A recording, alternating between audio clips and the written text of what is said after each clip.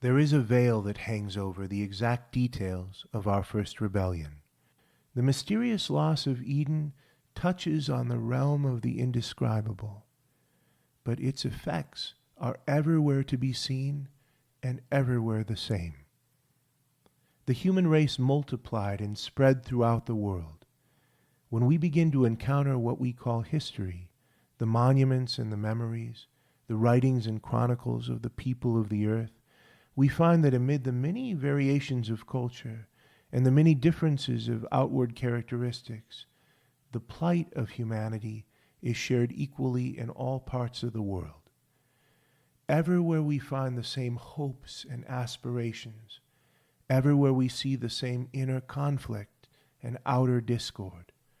Wherever humans have settled, they have brought with them their powerful talents and their incurable moral diseases. Wherever they go, they build. They fashion works of beauty and usefulness. They inquire into the world around them and penetrate many of its secrets.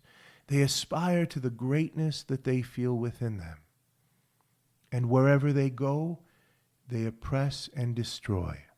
They involve themselves in murderous conflicts. They prey upon one another for material gain. They send up cries of suffering and succumb to thoughts of futility. And wherever they go, they die. There is a near universal memory among the peoples of the world, often only dim and distant, of a previous golden age, a time when the burdens of existence were not intolerable, when men were wise and good. There is a near universal belief in some great deity beyond the many gods and spirits, a deity now so distant as to seem unapproachable. And there is a near universal pattern of seeking forgiveness for moral fault through sacrificial offering, a kind of instinct for repentance and propitiation.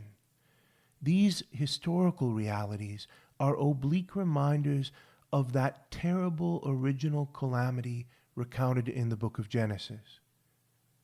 We become used to the fact that humans, among all animals and all other created things, are ill at ease in their existence.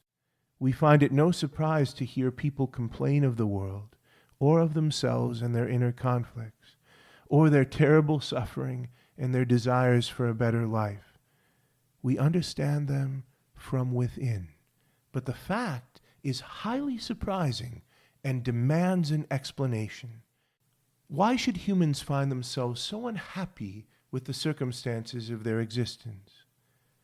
Why should they need to complain about what has come through purely natural processes? Do rocks complain about their lot? Do cows long for another and better world? Do the angels of heaven fight a war within themselves, unhappy and out of sorts, unable to make sense of their lives? This predicament of unhappiness, of alienation and exile, is unique to the human race, the result of our joining the demonic rebellion and of our exile from our true home. Our sources give us instructive accounts of our early history that show the results of our fall from God's favor and our desperate need for help. In Cain, the murderer of his brother Abel, we see that rupture with God led to disharmony and hatred between men. In the account of the Tower of Babel, raised by humans to reach the heavens, we are presented with the characteristic human sin, the sin our race learned from the devil, the attempt to gain divinity and eternity through our own powers.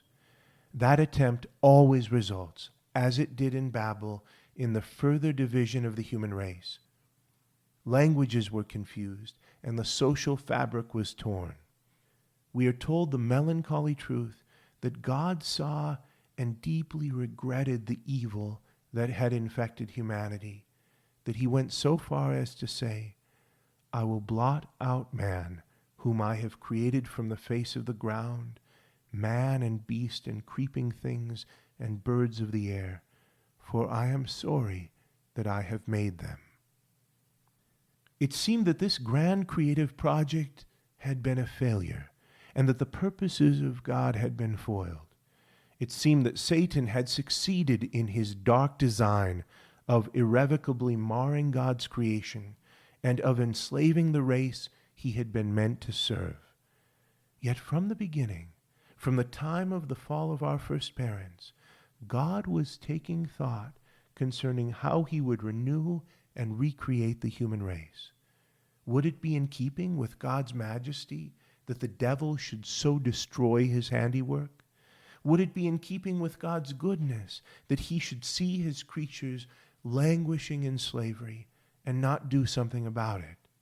Would even an earthly king sit idly by while a great part of his country was plundered by an enemy? So God laid a curse upon the devil, the serpent in the garden, and gave notice of his continued concern for humanity. I will put enmity between you and the woman, between your seed and her seed. He shall bruise your head, and you shall bruise his heel.